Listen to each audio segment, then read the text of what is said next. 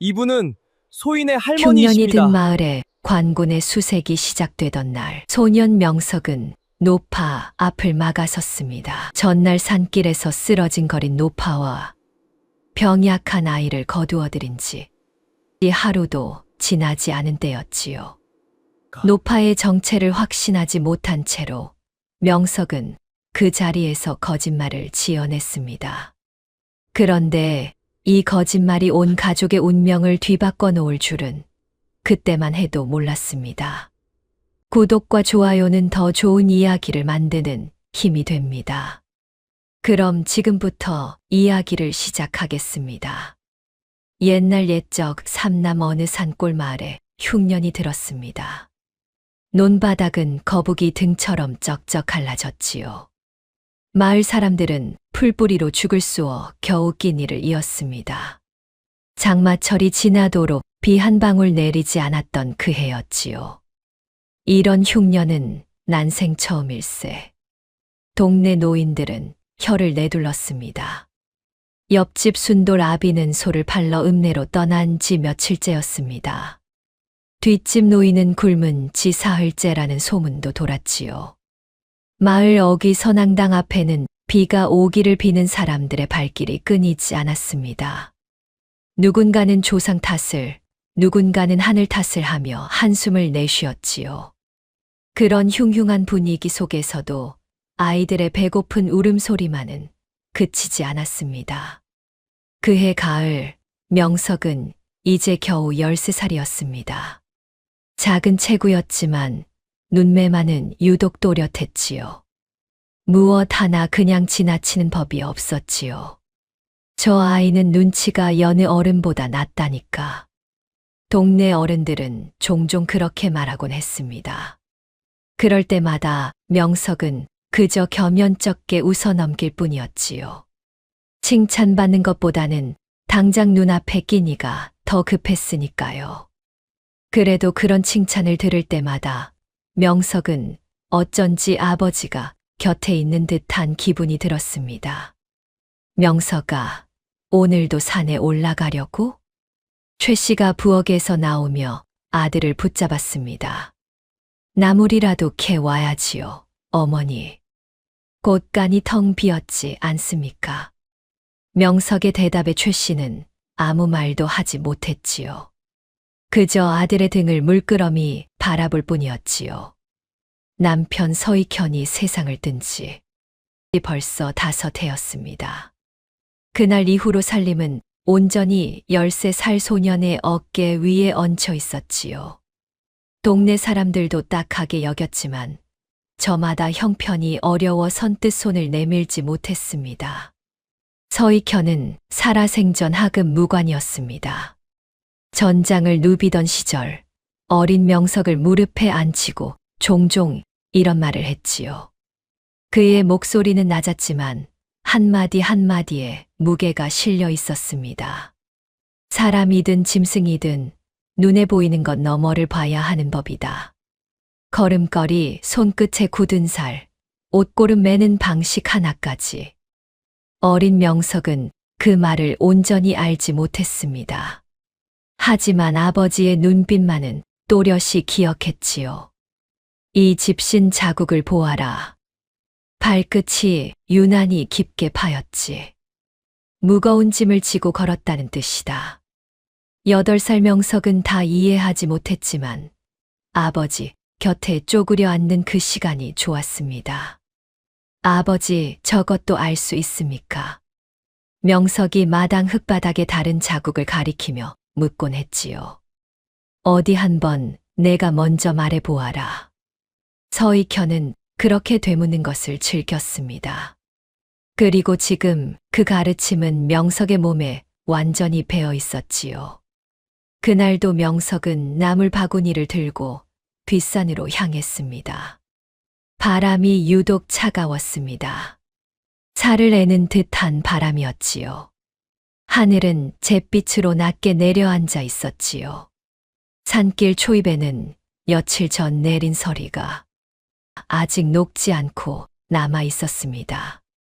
발밑에서 서걱거리는 낙엽 소리만이 유일한 동행이었지요.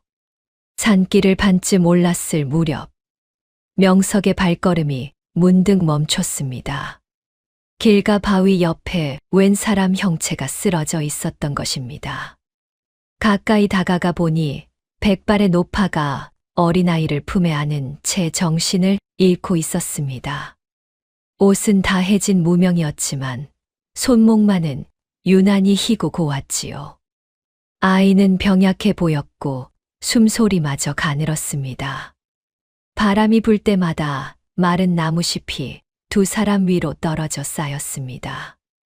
얼마나 오래 이곳에 쓰러져 있었는지 가늠조차 되지 않았지요. 명석은 잠시 망설였습니다.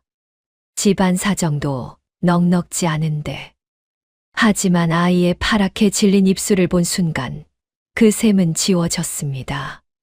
정신 차리십시오. 정신 차리셔야 합니다. 명석은 노파를 등에 업고 아이는 품에 안았지요.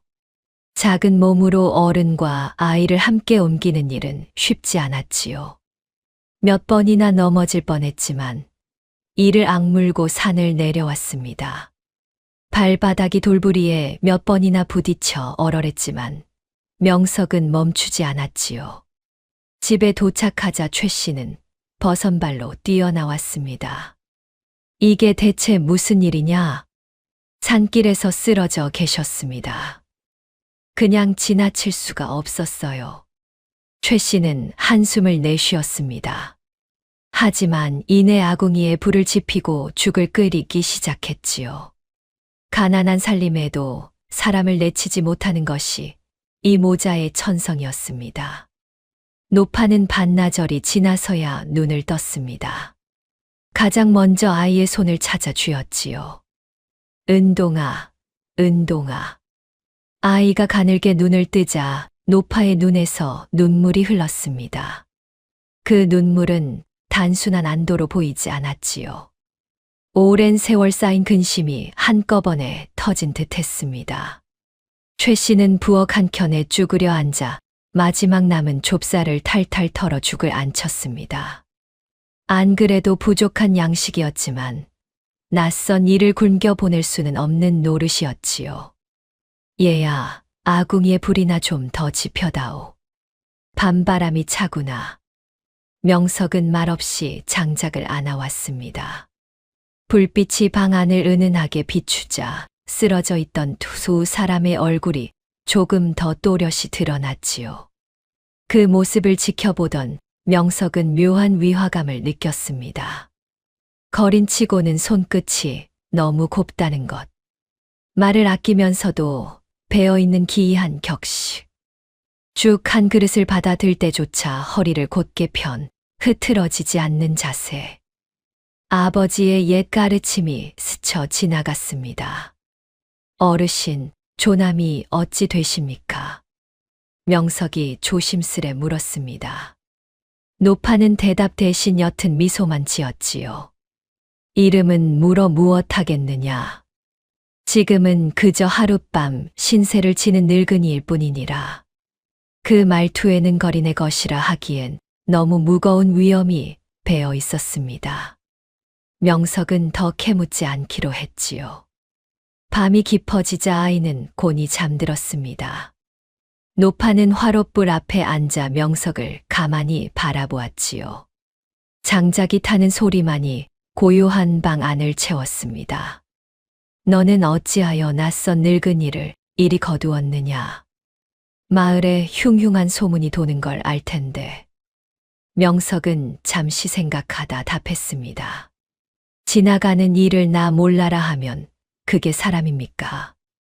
아버지께서도 그리 가르치셨습니다. 노파는 조용히 고개를 끄덕였지요. 내 아비는 살아계시느냐? 5해 전에 돌아가셨습니다. 하급 무관이셨습니다. 노파의 눈빛이 순간 흔들렸지요. 그러하냐? 아까운 사람이었겠구나. 명석은 그 말에 코끝이 시큰해졌습니다. 낯선 이의 짧은 한마디가 이상하게도 오래 마음에 남았지요. 명석이라 하였느냐? 예, 어르신, 들어라, 명서가. 노파의 목소리가 한층 낮아졌습니다. 거짓은 한 번의 위기를 넘길 뿐이나 진심은 평생의 믿음을 얻는 법이니라. 명석은 그 말을 듣고도 고개를 갸웃했습니다. 무슨 말씀이신지 잘 모르겠습니다. 노파는 피식 웃었지요. 지금은 몰라도 된다. 언젠가 알게 될 날이 올 것이야. 과연 명석의 예감은 틀리지 않았습니다. 바로 다음 날 아침 마을 어귀의 관군의 깃발이 나타났습니다. 회색 하늘 아래 펄럭이는 깃발이 유독 불길하게 느껴졌지요. 도적 잔당을 쫓는다는 명목의 대대적인 수색이었지요. 그 맨 앞에는 다부진 체격의 사내가 말을 몰고 있었습니다. 관군 대장 강판돌이었습니다. 칼자국이 선명한 그의 턱이 유독 눈에 띄었지요. 말발굽 소리가 골목마다 울릴 때마다 사람들은 서둘러 문을 닫아 걸었지요. 개들도 겁을 먹었는지 컹컹거리며 이리저리 도망 다녔습니다. 문 열어라. 관아에서 나왔다. 호통 소리가 담을 넘어 명석의 집까지 들려왔습니다. 이웃 노인 하나가 마당까지 끌려 나와 무릎을 꿇는 모습도 보였지요. 그 노인의 낯빛이 백지장처럼 하얘지는 것을 명석은 담장 틈으로 지켜보았습니다. 나는 아무것도 숨긴 게 없소이다. 노인이 억울한 얼굴로 외쳤지만 관군들은 아랑곳하지 않고 집안을 뒤졌지요. 마을 전체가 숨을 죽인 듯 고요해졌습니다. 집집마다 문을 두드리는 소리가 점점 가까워졌습니다. 명석은 마루에 서서 그 소리를 들으며 등줄기가 서늘해지는 것을 느꼈지요. 노파와 아이를 숨길 방법도 시간도 없었지요. 방 안에서는 노파가 아이를 품에 안은 채 조용히 눈을 감고 있었습니다. 마치 이 순간을 이미 알고 있었다는 얼굴이었습니다. 명석은 그 담담한 얼굴을 보며 오히려 자신이 더 초조해지는 것을 느꼈지요. 곧 강판돌의 발걸음이 명석의 집 앞에 멈춰 섰습니다. 강판돌은 말에서 내려 성큼성큼 마당으로 들어섰습니다. 갑옷 소리가 마당에 쩌렁쩌렁 울렸지요. 그 뒤로 무장한 관군 서너시 따라붙었지요. 최 씨는 명석의 뒤로 슬며시 몸을 숨기듯 다가섰습니다. 마당 한켠에 걸려있던 빨래가 바람에 펄럭이는 소리마저 유난히 크게 들렸습니다. 이 집도 뒤져야겠다. 안에 누가 있느냐? 그의 목소리는 마당 전체를 쩌렁쩌렁 울렸지요. 명석은 침을 꿀꺽 삼켰습니다. 심장이 터질 듯 뛰었지만 겉으로는 태연한 척했지요. 어머니와 소인 그리고 병든 할머니 한 분이 계실 뿐입니다. 명석의 목소리는 최대한 평온하게 들리도록 애써 다듬어져 있었지요. 할머니, 강판돌의 눈매가 가늘어졌습니다. 그런 노인이 있다는 얘기는 들은 적이 없는데 근래에 오신 친척이십니다. 병환이 깊어 바깥 출입을 삼가고 계십니다. 명석은 순간 머릿속이 하얘졌습니다. 하지만 물러설 곳은 없었지요. 등에 식은 땀이 흐르는 것을 애써 감추며 자세를 곧게 폈습니다. 몸이 편찮으셔서 바깥 출입을 못 하셨습니다. 방 안에 누워 계십니다. 명석의 목소리는 떨리지 않았습니다. 강판돌은 잠시 명석을 뜯어보다가 방문 쪽으로 걸음을 옮겼지요. 대장 날이 잠시만입니다. 명석이 재빨리 그 앞을 막아섰습니다. 할머니께서 놀라시면 병이 도지십니다. 소인이 먼저 여쭙고 오겠습니다. 강판돌의 눈썹이 꿈틀거렸습니다. 네 이놈, 지금 나를 막아서는 것이냐. 막는 것이 아니오라. 놀란 병자가 쓰러지면 그 책임을 누가 지겠습니까? 소희는 그저 병자를 놀라게 하고 싶지 않을 뿐입니다.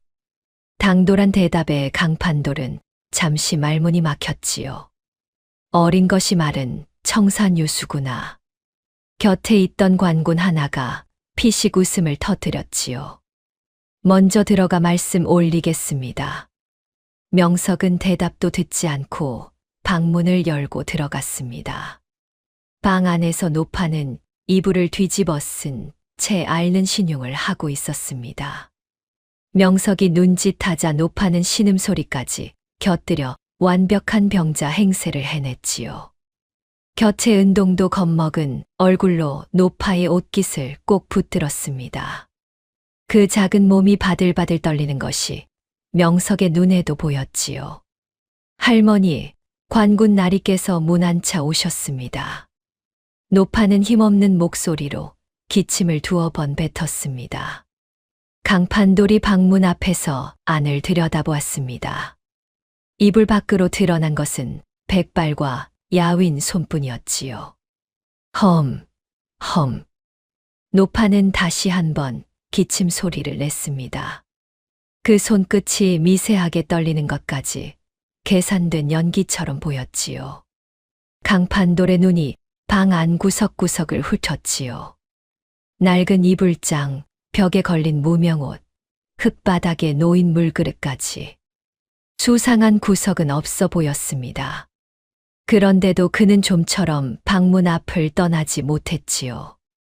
마치 무언가 설명할 수 없는 기운에 붙들린 사람 같았습니다. 되었다.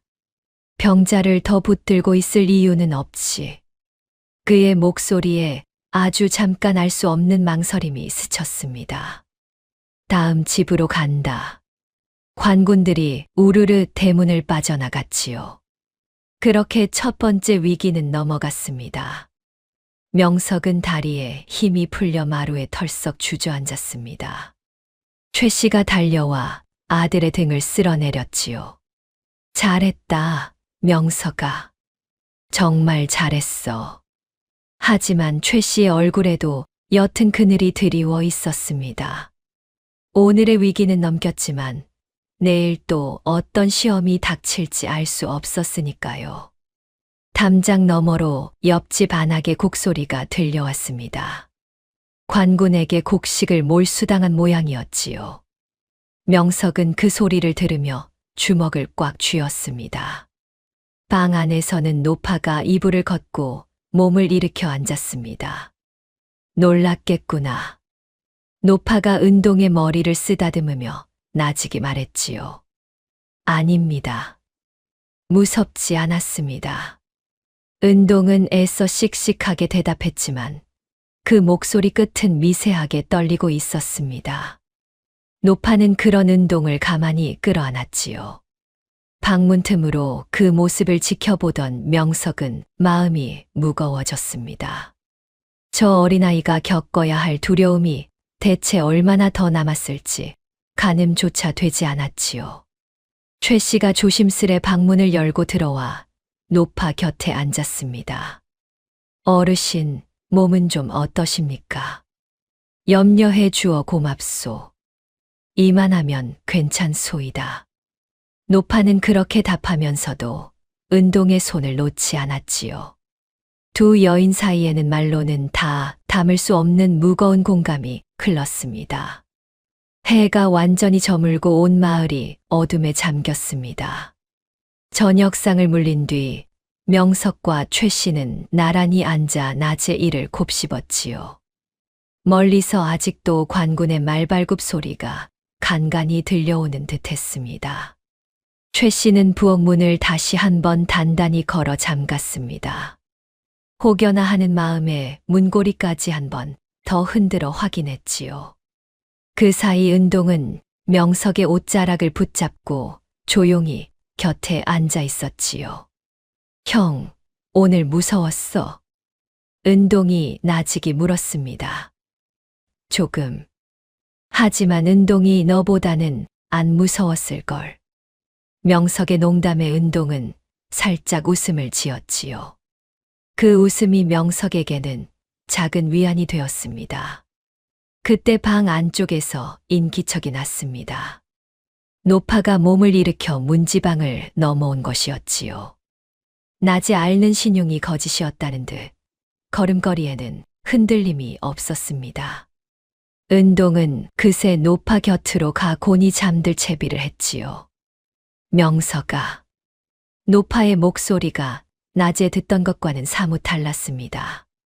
오늘 내가 나를 위해 한 일 잊지 않으마. 명석은 자세를 고쳐 앉았습니다. 방 안 공기가 낮과는 전혀 다르게 무겁게 가라앉아 있었지요. 이제 더는 숨길 수가 없겠구나.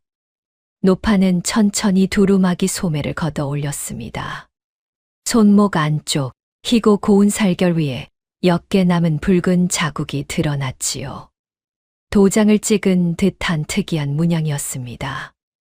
명석은 그것이 무엇인지 알아채지 못했습니다. 다만 어딘가 낯익은 위험이 느껴질 뿐이었지요. 나는 죽은 것으로 되어 있는 사람이다.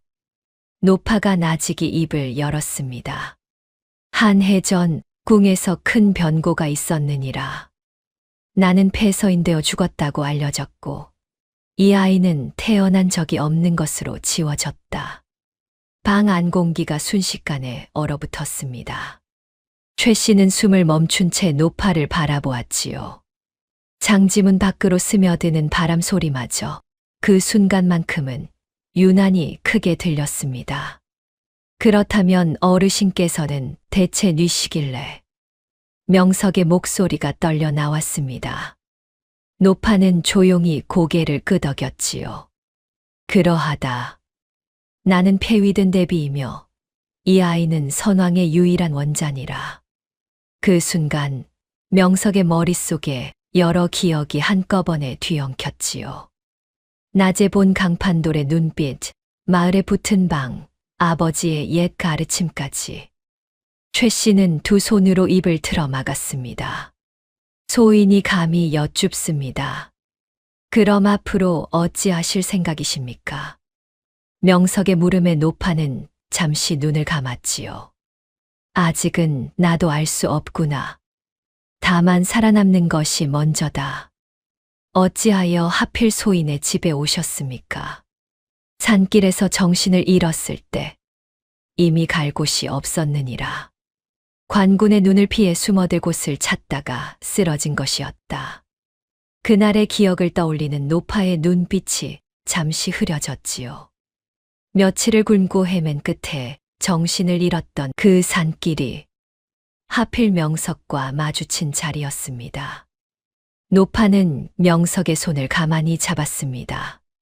그 손은 아까와 전혀 다른 단단하고 확고한 손이었지요.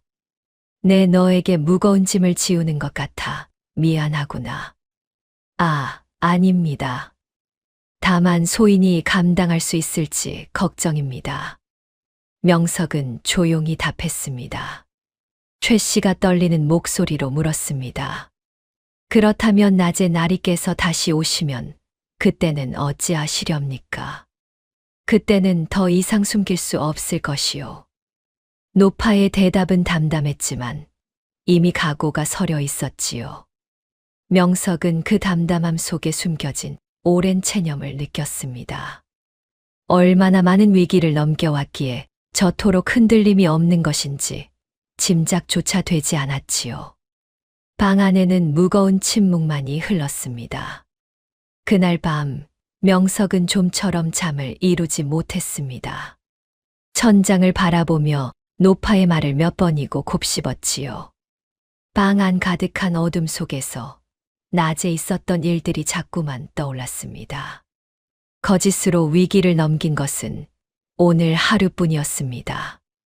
내일 강판돌이 다시 찾아온다면 어찌해야 할지 답이 나오지 않았지요. 옆방에서는 최 씨도 뜬 눈으로 밤을 지새우고 있었습니다. 명서가 자느냐? 최 씨가 벽 너머로 나직이 물었습니다. 아니요, 어머니. 아직 못 잤습니다. 가난한 살림에 입 하나 더는 것도 버거운 판에 이제는 목숨을 걸고 지켜야 할 사람들이 생긴 셈이었지요. 그러면서도 최 씨는 후회하지 않았습니다. 남편이 살아 있었더라도 분명 같은 선택을 했을 것이라는 확신이 있었기 때문입니다. 멀리서 개 짖는 소리가 들려왔고 명석은 뒤척이다 겨우 눈을 감았습니다. 이튿날 아침 명석은 뜬 눈으로 밤을 지새운 얼굴로 마당에 나섰습니다. 안개가 자욱하게 깔린 마을은 어제와 다름없이 고요했지요.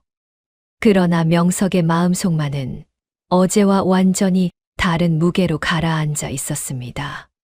마당 한켠 장독대 위로 서리가 하얗게 내려앉아 있었습니다. 방 안에서는 노파와 은동이 조용히 아침을 맞고 있었지요. 어제와 달리 노파의 눈빛에는 거린의 그림자가 남아있지 않았습니다. 은동도 어딘가 달라져 있었지요. 줄곧 겁먹은 얼굴이던 아이가 이제는 또렷한 눈으로 방 안을 둘러보고 있었습니다. 은동아, 잘 잤느냐? 명석이 조심스레 물었습니다. 응, 형이 있어서 무섭지 않았어. 은동의 대답에 명석은 어쩐지 마음이 뭉클해졌지요. 오늘은 또 무슨 놀이를 할까? 명석이 짐짓 밝은 목소리로 물었습니다. 어제 배운 숨바꼭질 또 하고 싶어. 은동이 눈을 반짝이며 답했지요. 명석은 그 천진한 얼굴을 보며 마음이 무거워졌습니다. 이 아이에게는 숨는 것이 놀이가 아니라 생존이라는 사실이 새삼 서글프게 다가왔지요. 정말로 그리하실 생각이십니까? 최 씨가 걱정스러운 얼굴로 물었습니다. 관군 나리께서 다시 오시면 어찌 감당하시려고요? 그 목소리에는 숨길 수 없는 두려움이 배어 있었지요. 노파는 담담히 고개를 저었지요. 오늘 당장 무언가를 정할 필요는 없소. 다만 저 아이가 위험에 처하지 않도록 매사 신중히 움직여야 할 것이오. 명석은 여러 갈래의 생각이 엇갈렸습니다. 지금이라도 피신시켜야 하는 것은 아닌지, 계속 숨긴 채 시간을 버는 것이 옳은지, 어르신, 소인이 무엇을 어찌해야 할지 잘 모르겠습니다. 지금은 알 필요 없다. 다만 내 마음이 흔들리지 않으면 그것으로 충분하니라. 최 씨가 팔짱을 낀 채 끼어들었습니다. 차라리 먼 친척이라도 있는 곳으로 옮기시는 것이 낫지 않을까요? 이 몸으로 이 아이를 데리고 어디까지 갈 수 있겠소? 노파가 고개를 저으며 답했지요. 지금은 움직이는 것이 오히려 더 위험하오. 명석은 침묵을 깨고 조용히 입을 열었습니다. 평소보다 훨씬 낮고 단단한 목소리였지요. 그렇다면 소인이 나서 보겠습니다. 최 씨가 놀란 얼굴로 아들을 돌아보았지요. 명석아, 그게 무슨 소리냐? 마을에 어떤 자들이 어르신을 쫓고 있는지 소인이 직접 살펴보겠습니다. 가만히 앉아 기다리기만 해서는 언제 위험이 닥칠지 알 수 없지 않습니까? 노파는 명석을 물끄러미 바라보다가 천천히 고개를 끄덕였습니다. 위험한 일이다. 그래도 하겠느냐? 예, 어르신. 이미 마음을 정했습니다. 그 순간부터 명석은 더 이상 우연히 사람을 거둔 소년이 아니었습니다. 스스로 선택하여 그들을 지키기로 한 돌이킬 수 없는 걸음을 내디딘 것이었지요. 명석이 길을 나서기 전 노파는 그를 조용히 불러 세웠습니다. 가기 전에 하나만 알려주마. 노파는 명석의 옷매무새를 가만히 매만져 주었지요. 사람을 살필 때는 눈보다 먼저 마음을 가라앉혀야 하느니라. 마음이 급하면 보이는 것도 놓치는 법이다. 명석은 그 말을 마음 깊이 새겼습니다. 아버지의 가르침과는 또 다른, 그러나 어딘가 닮은 지혜였지요. 명심하겠습니다. 노파는 옅게 웃으며 명석의 어깨를 두드려 주었습니다. 그날 오후 명석은 나무를 캐러 간다는 핑계로 마을을 둘러보았습니다. 관군의 움직임을 살피기 위해서였지요. 발걸음마다 조심스러웠습니다. 마을 어귀 느티나무 아래에는 벌써 사람들이 모여 수군거렸습니다. 그 대장 말이야, 원래 사람 봐주는 성정이 아니라던데. 맞아, 예전에 죄 없는 이도 매섭게 다뤘다더군. 하긴 저번에 옆마을에서는 죄 없는 나그네를 붙잡아다 며칠을 가두었다지 않은가. 쉿, 목소리 낮추게. 누가 듣는다고. 사람들은 서로 눈치를 살피며 목소리를 낮췄지요. 명석은 못 들은 척 지나쳤지만 귓가에 남은 말이 계속 마음에 걸렸지요. 주막 앞을 지날 때였습니다. 낯이 익은 주막 주인이 웬 낯선 사내와 은밀하게 이야기를 나누고 있었지요. 사내는 관군 복장이 아니었지만 품새가 예사롭지 않았습니다. 검은 무명 도포에 짧게 벤 머리, 허리춤에는 짧은 검이 숨겨져 있었지요. 명석은 걸음을 늦추며 슬쩍 곁을 지나쳤습니다. 평소라면 그냥 지나쳤을 두 사람이었지만 오늘따라 이상하게 신경이 곤두섰지요. 한양에서 온 밀명이라 하지 않았소. 폐서인된 대비와 그 씨를 찾으면 후한상이 있을 것이요. 그 순간 명석의 등줄기에 소름이 돋았습니다. 상이 얼마나 되기에 이렇게까지 하는 것이요. 주막 주인이 은근한 목소리로 물었지요. 쌀 100석은 좋게 될 것이요. 게다가 벼슬까지 내리신다 하오. 그 말에 주막 주인의 눈빛이 번뜩이는 것을 명석은 놓치지 않았습니다. 사람의 욕심이 이토록 무서운 것이었구나. 명석은 속으로 몸서리쳤지요. 주막 주인은 연신 고개를 끄덕이며 뭔가를 속삭였지요. 이 근방에서 낯선 노파와 아이를 보았다는 소문이 있긴 있었소만 확실치는 않소이다. 명석은 심장이 덜컥 내려앉는 것을 느꼈습니다. 명석은 못 들은 첫 걸음을 재촉해 그 자리를 벗어났습니다. 심장이 미친 듯이 뛰었지요. 집으로 돌아가는 길, 명석은 또 다른 소동과 마주쳤습니다. 동네에서 소문난 참견쟁이, 옆집 안악이 최신의 마당을 기웃거리고 있었던 것이었지요. 병든 할머니가 계시다면서 어찌 한 번을 안 보여주나. 안악의 목소리가 담장 밖까지 쩌렁쩌렁 울렸습니다. 명석은 걸음을 재촉해 얼른 마당으로 들어섰지요. 아주머니, 마음은 감사하지만 지금은 안정이 우선이라 하셨습니다. 의원 말씀이 사람을 자꾸 뵈면 병이 덧친다고 하셨거든요. 어머, 그런가? 그럼 어쩔 수 없지. 대신 이 죽이라도 좀 드시게 해. 안악은 죽 그릇을 건네며 좀처럼 자리를 뜨지 못했습니다. 명석은 몇 마디 인사치레를 더 나눈 뒤에야 겨우 그 자리를 벗어날 수 있었지요. 그날 저녁 명석은 은동을 마루 한켠에 앉히고 나직이 일렀습니다. 은동아, 혹시라도 낯선 사람이 찾아오면 절대 소리를 내면 안 된다. 8살 은동은 진지한 얼굴로 고개를 끄덕였지요. 그 작은 얼굴에 어울리지 않는 진지함이 명석의 마음을 더 아프게 했습니다. 숨바꼭질이라 생각하면 되는 것이지. 그래, 바로 그거다. 세상에서 가장 중요한 숨바꼭질이야. 명석은 마루 밑 좁은 틈을 가리키며 몸을 숨기는 법을 알려주었습니다. 그 모습을 지켜보던 최 씨의 눈시울이 붉어졌지요. 집에 도착하니 뜻밖의 손님이 마당에 서 있었습니다. 강판돌이었습니다. 이번에는 부하 없이 홀로 찾아온 것이었지요. 말고삐를 쥔 그의 손끝이 어딘가 초조해 보였습니다. 대장날이 어인 일이십니까? 애써 태연한 척 물었지만 목소리 끝이 살짝 떨렸습니다. 강판돌은 명석을 지그시 바라보다가 입을 열었지요. 어제 그 할머니 다시 한번 뵙고 싶어서 왔다.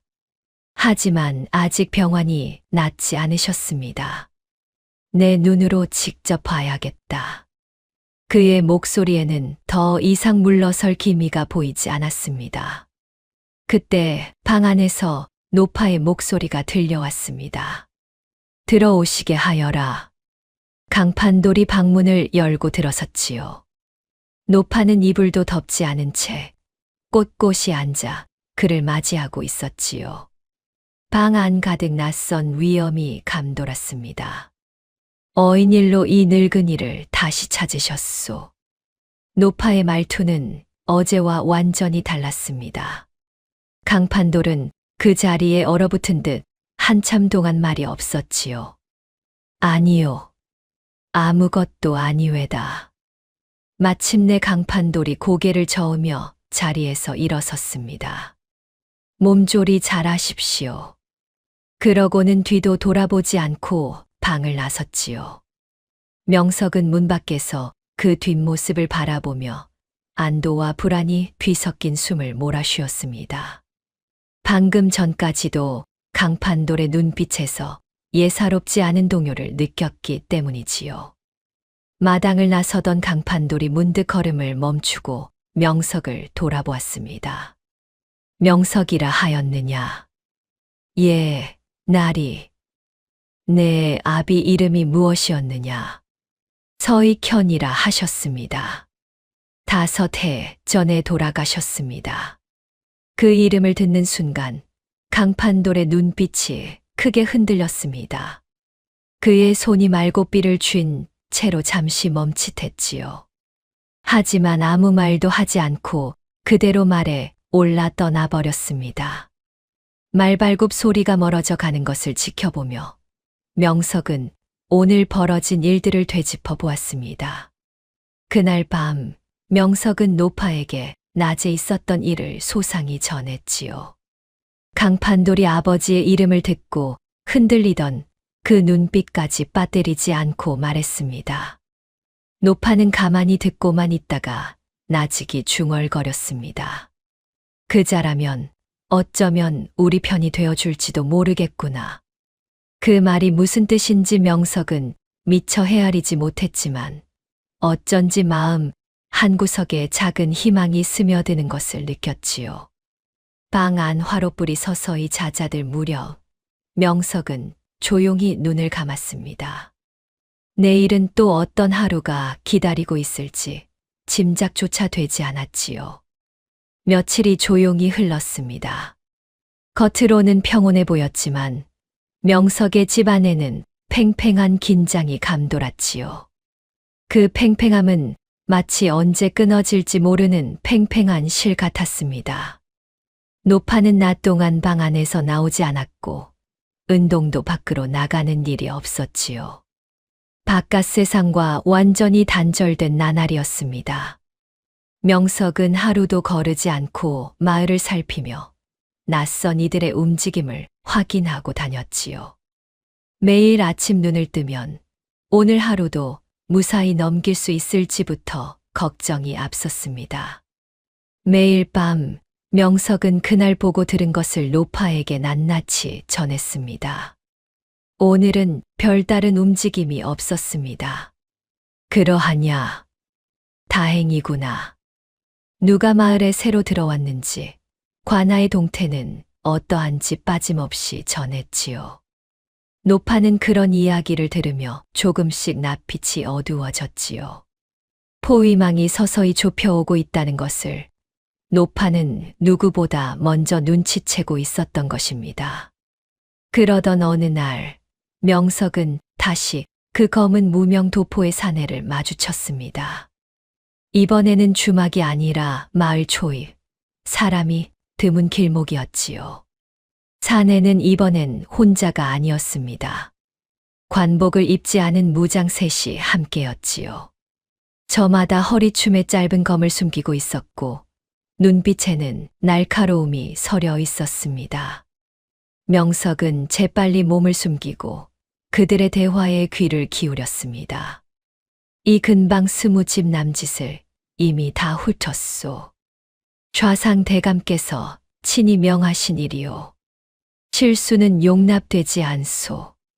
그래도 그렇지 벌써 며칠째 성과가 없으니 대감께서도 조바심을 내지 않으시겠소.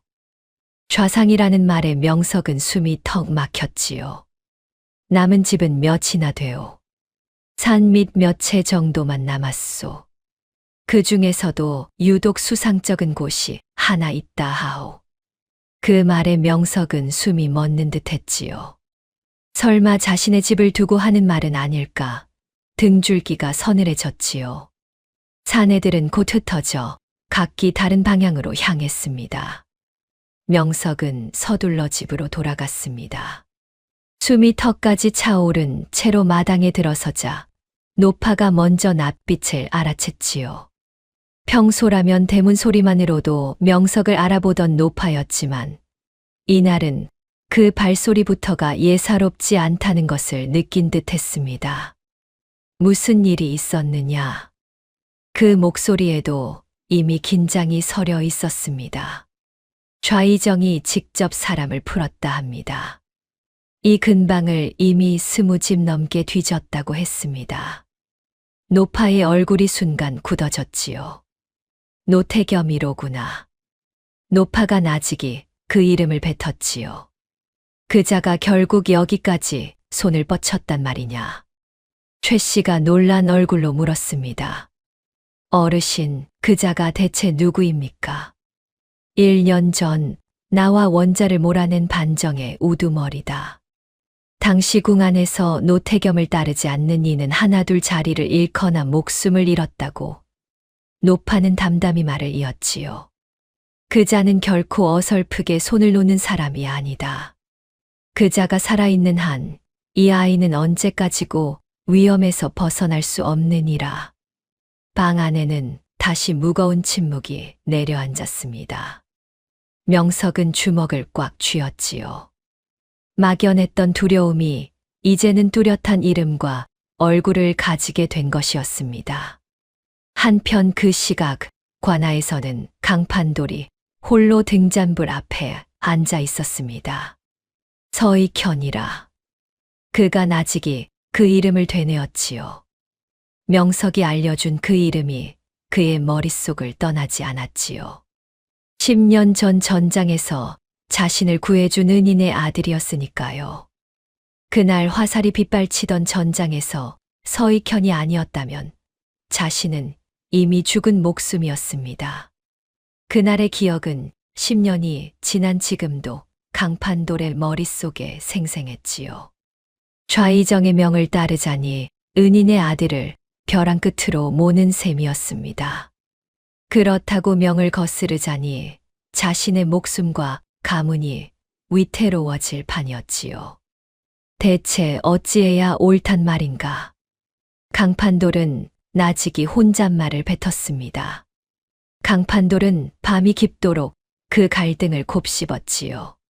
잔에 채운 술도 결국 한 모금 마시지 못한 채 그대로 식어갔습니다. 그날 밤 낯선 발소리가 담장 밖에서 들려왔습니다. 명석은 즉시 등불을 끄고 창틈으로 밖을 살폈지요.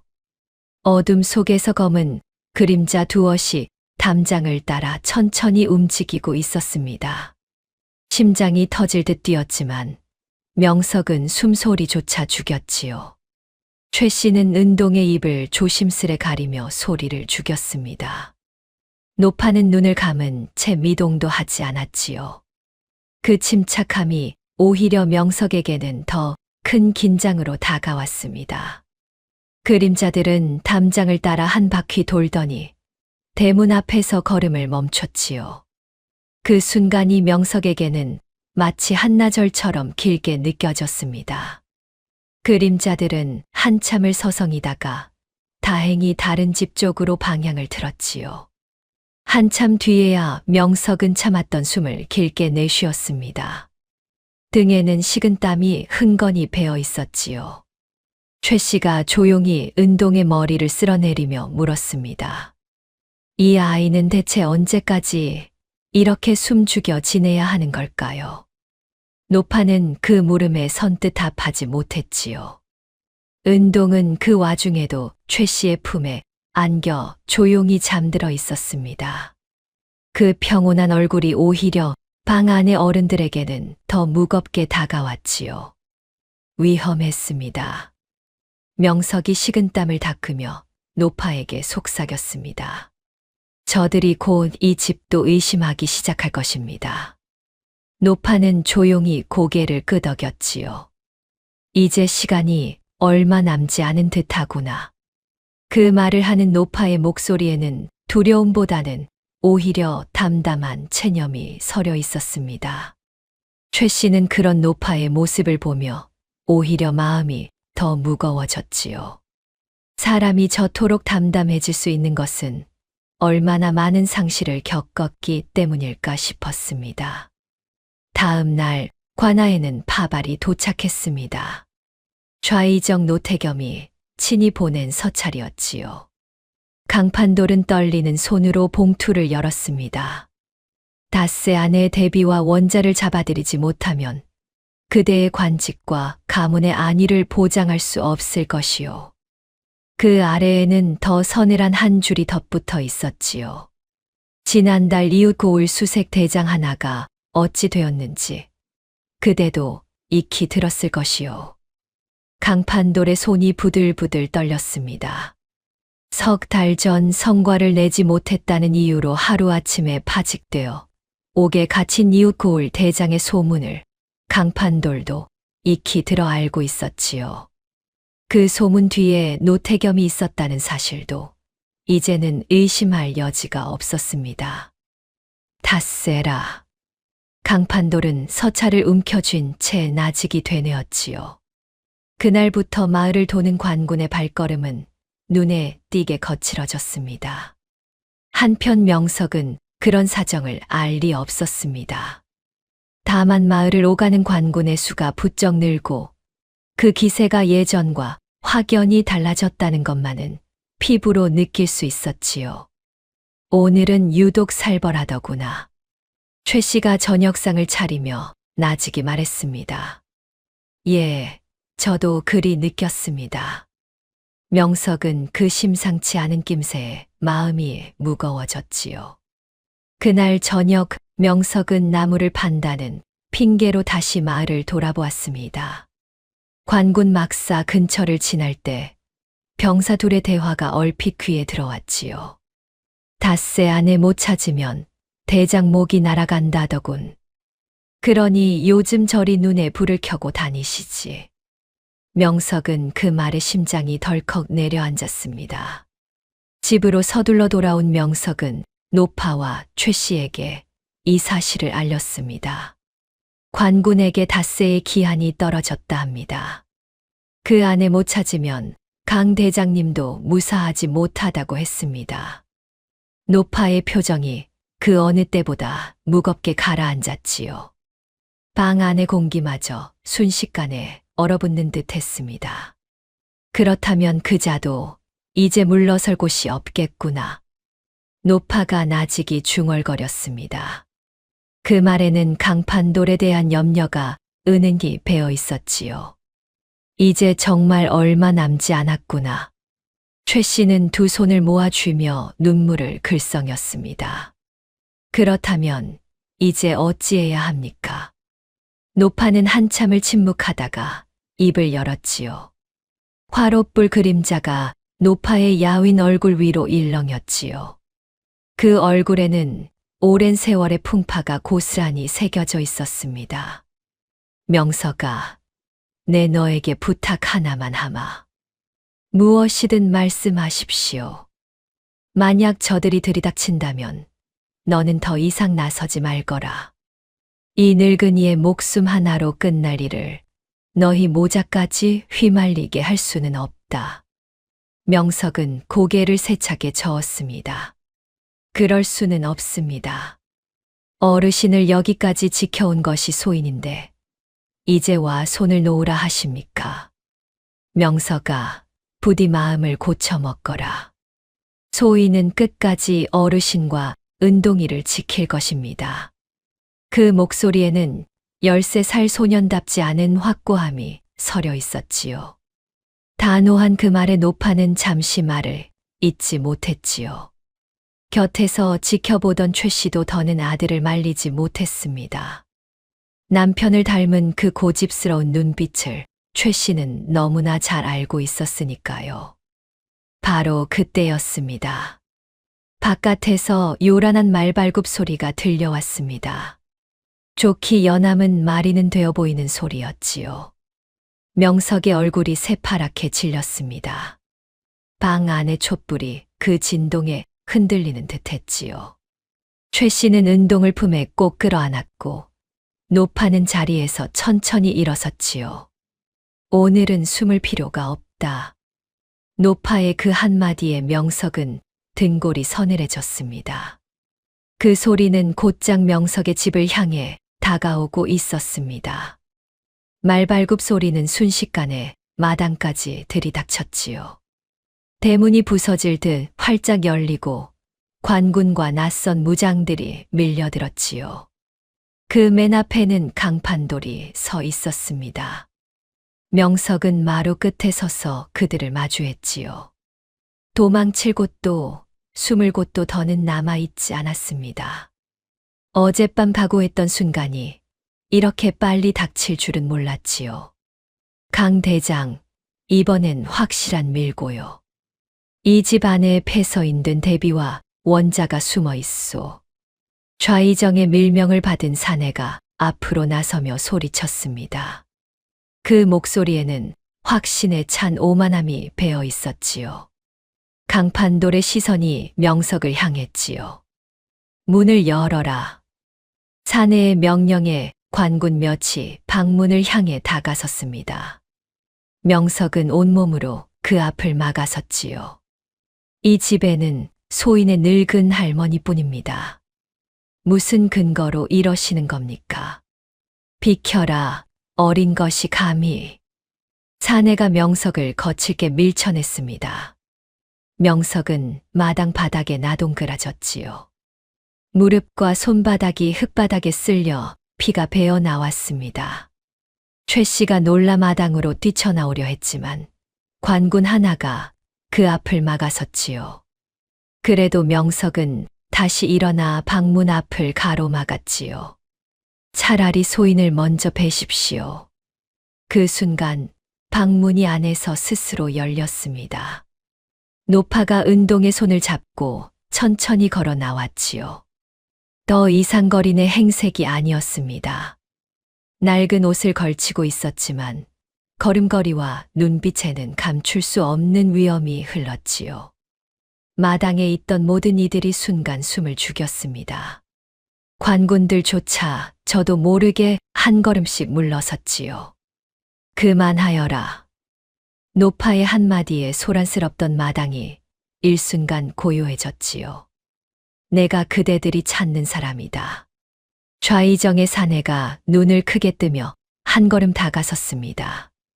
그 얼굴에는 반신반의하는 기색이 역력했지요. 정령 대비 마마가 맞으십니까? 그러하다.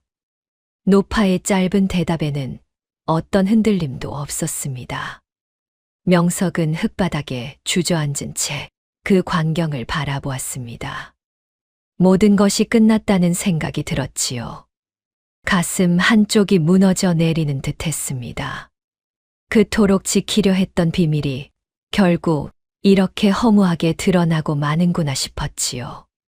아버지가 살아계셨다면 이 순간 무엇을 하셨을지 명석은 알 수 없었습니다. 마마를 모셔라. 대감께 직접 아뢰야 할 것이다. 사내의 명령에 관군 몇이 다가섰습니다. 명석은 다시 몸을 일으켜 막아서려 했지만 강판돌의 손이 어깨를 붙들었지요. 그만두어라. 지금은 내가 나설 자리가 아니다. 그날 밤 명석은 홀로 마당에 주저앉아 하늘을 올려다보았습니다.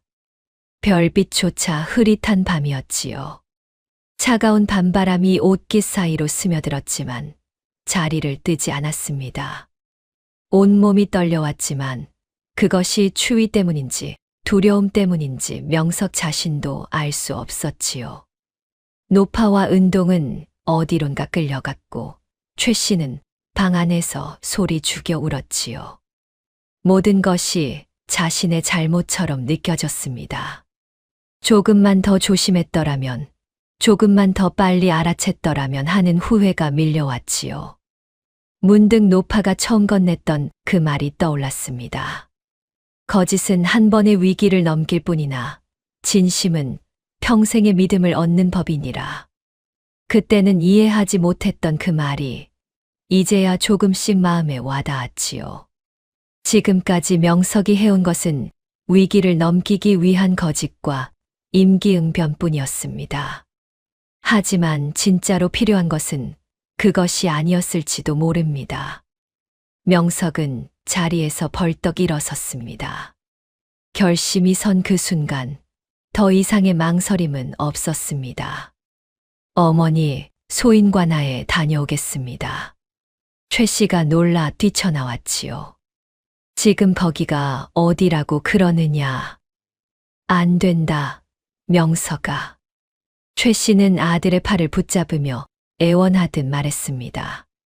내가 그곳에 가면 무사히 돌아올 수 있다는 보장이 어디 있느냐. 이대로 가만히 있을 수는 없습니다. 소인이 직접 나서겠습니다.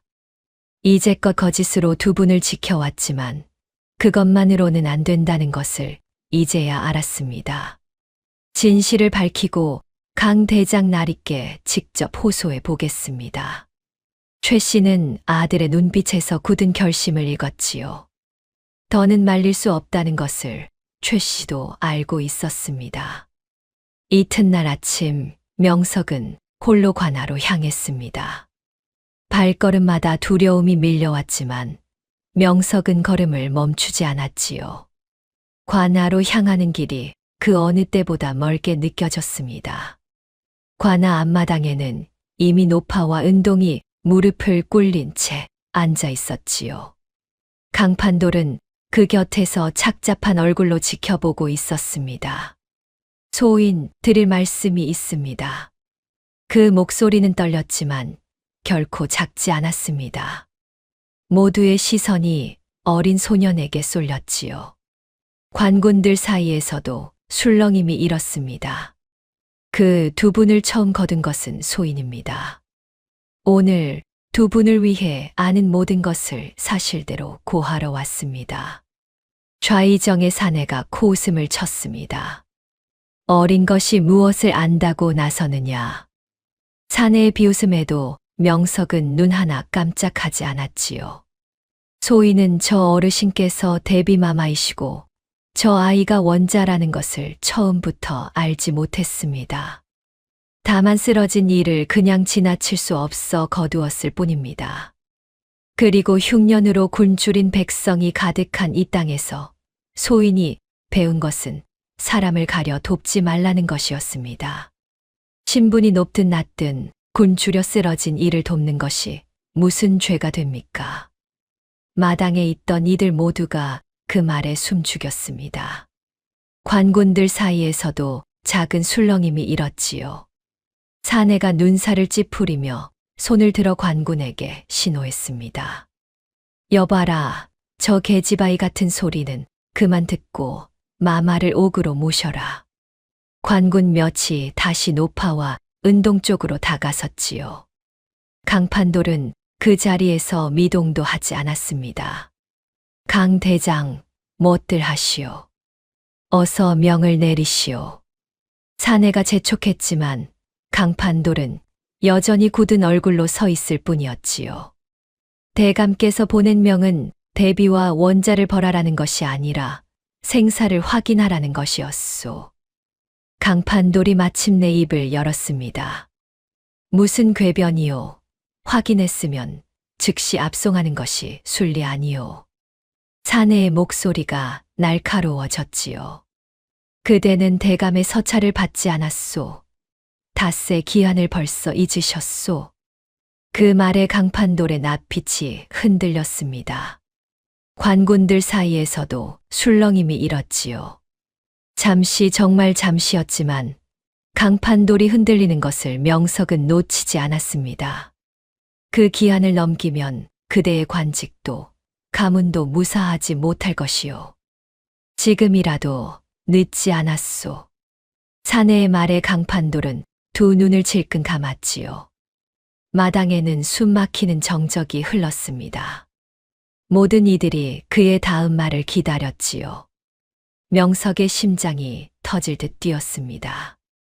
이대로 강판돌마저 등을 돌린다면 정말로 끝이었으니까요. 강판돌은 천천히 눈을 떴습니다. 그 눈빛에는 더 이상 흔들림이 없었지요. 내 눈으로 직접 확인했으니 이제 그 처분은 내가 정하겠소. 사내가 당황한 얼굴로 강판돌을 돌아보았지요. 강 대장, 지금 무슨 말씀을 하시는 것이요? 그대의 앞날은 어찌하려고? 앞날 따위 은혜를 저버리고 얻는 것이라면 필요 없소. 강판돌의 목소리가 한층 낮아졌습니다. 게다가 그대는 모를 것이요. 1년 전 그 정변 때 내 친형도 목숨을 잃었다는 것을. 그 말에 마당이 다시 술렁였습니다. 명석도 심지어 노파마저도 놀란 얼굴로 강판돌을 바라보았지요. 그때는 두려워 아무 말도 못하고 그저 침묵했소. 하지만 이제는 더 이상 침묵하지 않겠소.